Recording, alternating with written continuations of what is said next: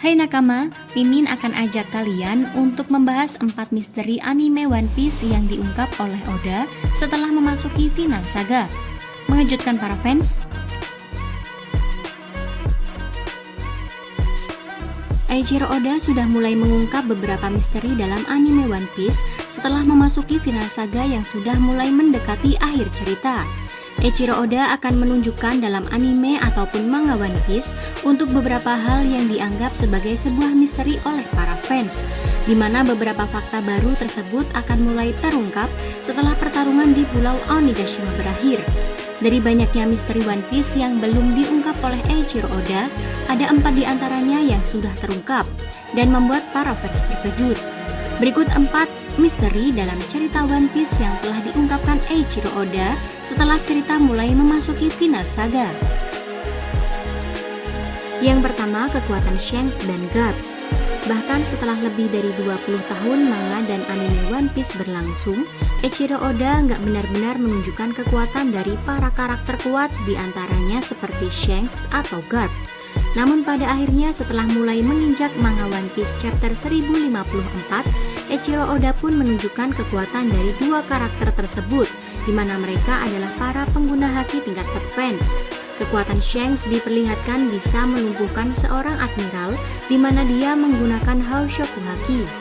Sedangkan Garp sebagai orang yang sudah sangat tua, masih bisa menghancurkan bagian Pulau Egghead menggunakan jurus Galaxy Impact yang bertumpu pada kekuatan Busoshoku Haki. Yang kedua, identitas Im Sama. Meskipun sampai dengan manga ataupun anime terbaru One Piece pada tahun 2023, Eiichiro Oda belum juga menunjukkan wujud asli dari Im Sama, di mana dia sebagai sosok paling misterius dalam cerita. Namun ada beberapa identitas dari Im Sama yang juga akhirnya diungkapkan oleh Eiichiro Oda, di antaranya bahwa dia berasal dari keluarga Nerona. Bukan identitas dari Im Sama, Eiichiro Oda juga mengungkapkan kekuatan yang dia miliki yang memunculkan banyak asumsi bahwa dia adalah seorang pengguna buah iblis yang bertipe Mythicazoan seperti Luffy atau Kaido. Yang ketiga, lokasi 3 senjata kuno. Lokasi 2 dari 3 senjata kuno akhirnya terungkap, di mana hal tersebut juga menjadi bagian dari misteri dalam cerita One Piece.